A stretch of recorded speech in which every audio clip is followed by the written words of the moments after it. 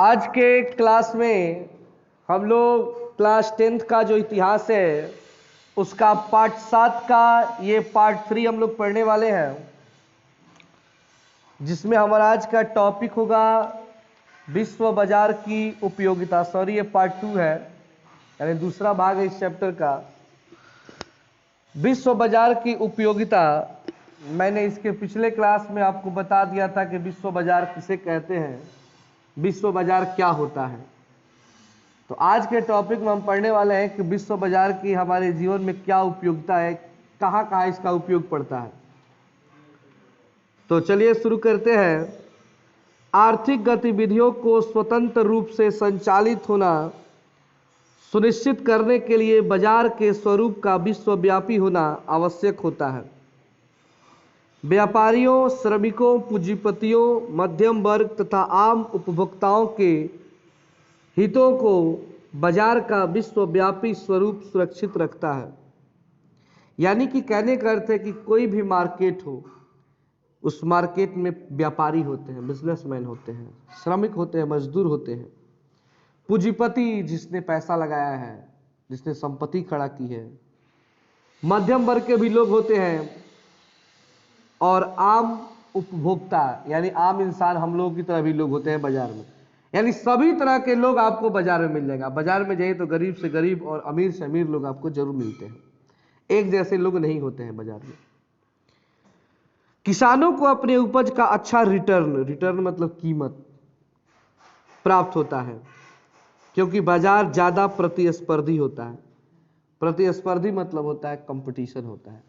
बाजार में कोई भी सामान कंपटीशन से बिकता है, चाहे वो मछली बिकता हो, चाहे कोचिंग का फी बिकता हो, बिकता है तो कंपटीशन नहीं। आप मछली खरीदिए तो कोई 100 रुपया बेच रहा है, तो कोई 150 बेच रहा है, कोई 300 बेच रहा है। ज्यादा मछली आ गई तो उसी मछली का रेट 300 से तुरंत 150 रुपया पे आ जाएगा, 100 रुपये में लोग बेचना शुरू कर देता है। होता है ना जी, क्योंकि वहां पे कंपटीशन है, ज्यादा लोग हैं तो कंपटीशन होगा। अगर एक ही दुकान होता तो कोई कंपटीशन होता है? एक रेट जो तय कर दिया वो आपको देना है। जैसे गांव के दुकान में जब आप कोई सामान खरीदते हैं तो वहां पे कंपटीशन नहीं होता है, वो जो रेट में देगा आपको लेना पड़ेगा, पसंद है तो लीजिए नहीं तो जाइए। लेकिन हमारे पास मजबूरी होती है कि भाई अभी काम है, गाँव में एक ही दुकान है, तो इसी से क्या करना पड़ेगा, लेना पड़ेगा। लेकिन बाजार में जब हम लोग जाते हैं तो एक दुकान नहीं 10 दुकानों में रेट पूछते हैं और खरीदते तो किसी एक ही दुकान में है। दाल का रुपया किलो बा 140, इतना महंगा है कि नहीं ना कि नहीं। दूसर का दुकान कैसा बदाल हो 140 में 5 रुपये कम हो जाए, कुछ और ही कम करो। और तो 130 रुपये देता रहे, भले 140 रुपये कलर लाए तो कहीं आदमी कहेला तो 130 देता रहे। अच्छा वही में 1-2 रुपये कम देना, 130 ना तो ना उतना ना पोसे, दूसर देखी रहे। अच्छा ठीक बा।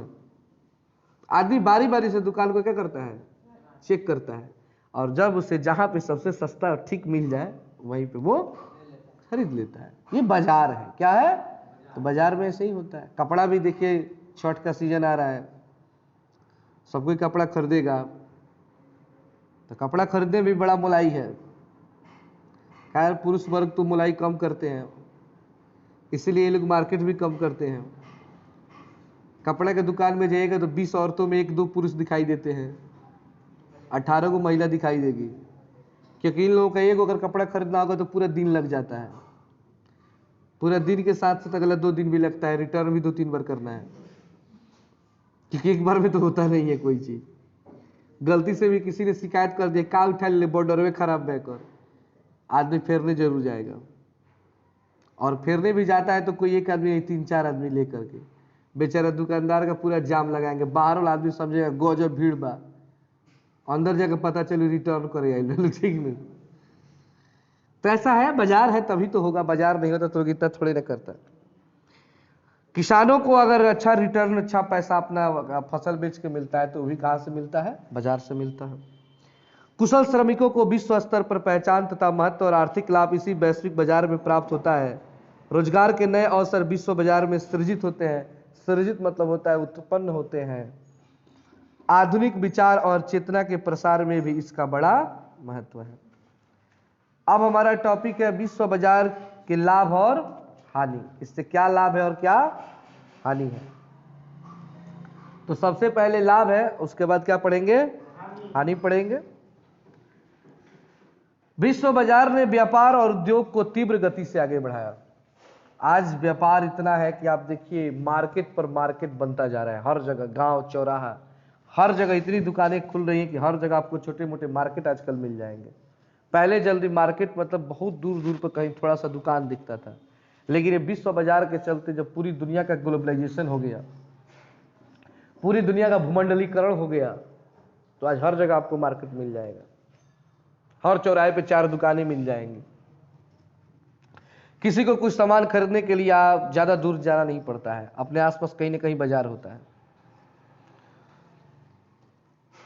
व्यापार और उद्योगों के विकास में पूंजीपति, मजदूर और मजबूत मध्यम वर्ग नामक 3 शक्तिशाली सामाजिक वर्ग को जन्म दिया। यानी जब बाजार बना तो 3 लोग आए, एक पूंजीपति, मतलब पूंजीपति मतलब जिसके पास ज्यादा संपत्ति है, ज्यादा सामान है। एक आया मजदूर, क्योंकि सामान को ढोने के लिए क्या चाहिए? पुलदार देखें आप लोग, तो जो चावल बेचता है वो पूंजीपति हो गया, जो ढोते हैं पुलदार लोग होते हैं एक जगह, वो लोग मजदूर हो गए। और एक होता है मजबूत मध्यम वर्ग, यानी हम लोग जो खरीदने के लिए जाता है। तो हम लोग ना अमीर है ना वो पूंजीपति के बराबर संपत्ति है, और ना उस पुलदार की तरह कम भी है, बिचवनिया है हम लोग, इसलिए हमको मध्यम कहा जाता है। आधुनिक बैंकिंग व्यवस्था का उदय और विकास इसी के बाद हुआ। जब बाजार आया, लोगों के पास पैसा ज्यादा हो गया, पैसा ज्यादा हो गया तो लोग सोचे भाई कहाँ रखेंगे इसको, घर में कितना पैसा रखेंगे। अब आप लोगों के मन में आएगा भाई कितना पैसा है घर में, नहीं रखा, घर में तो जगह खाली पड़ल वही है, नाद से धैले, भैंस रखे वाला जगह से धैले, सब खाली जगह पड़ल बैठे, पैसा रही तो हम धरवा देती। खैर बात वो नहीं है, पैसा एक सेफ्टी चीज होता है जहाँ सुरक्षित रखना पड़ता है, हर जगह नहीं रख सकते हैं। और उसके लिए एक सुरक्षित जगह कौन सा है? बैंक है, कि अगर आप बैंक में पैसा रख दिए तो आपका पैसा क्या है? सुरक्षित है, डूबने वाला नहीं है। तो बैंक बना। उसके बाद क्या बना जी? बैंक बना। भारत जैसे औपनिवेशिक देशों का सीमित मात्रा में ही सही औद्योगिकरण और आधुनिकीकरण विश्व बाजार के आलोक में हुआ। औपनिवेशिक देशों में रेल मार्ग, सड़क, बंदरगाह, खनन, बागवानी जैसे संरचनात्मक क्षेत्र का विकास हुआ। रेल मार्ग मैंने अभी कहा, खनन कहा, खनन मतलब होता है खुदाई, खनन मतलब यहाँ पे आप चित्र में देख सकते हैं रेल लाइनें, तो आप लोग जरूर देखे होंगे, जो पहला फिगर है।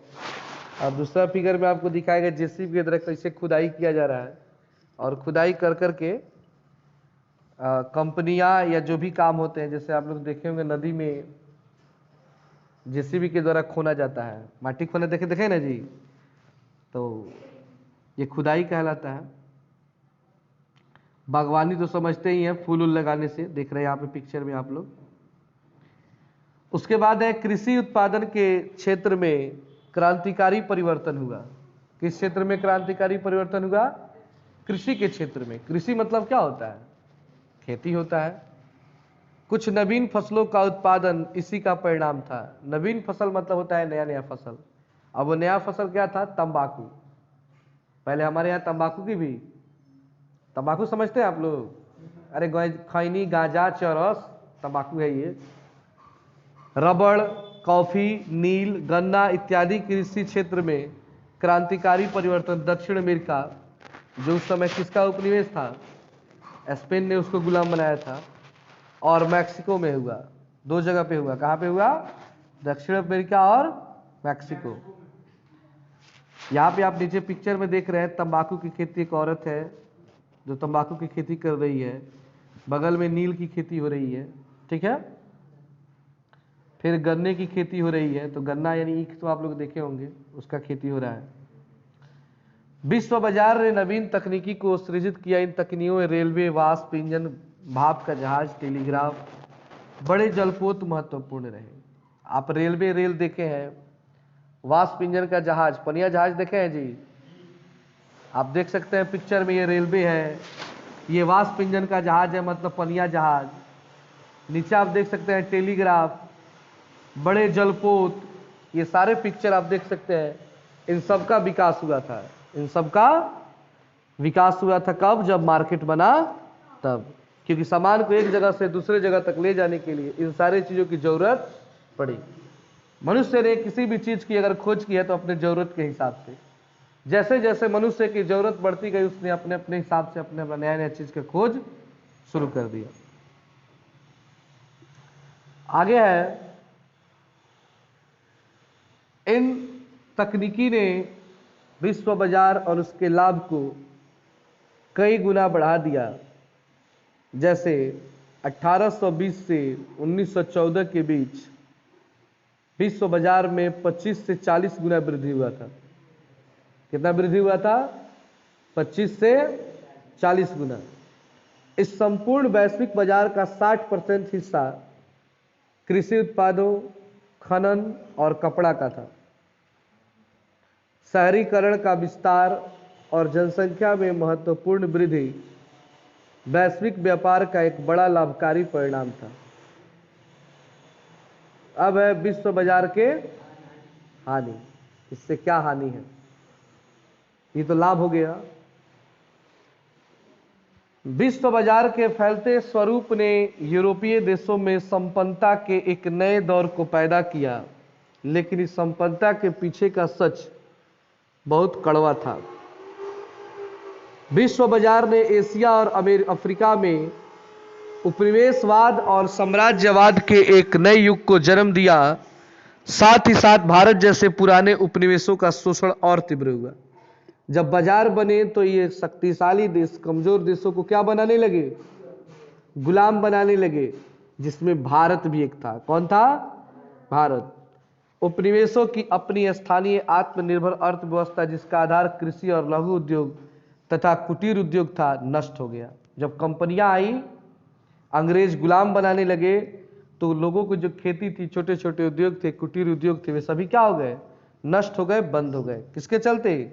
बड़ी बड़ी कंपनियों के आने के चलते, फैक्ट्रियों के चलते।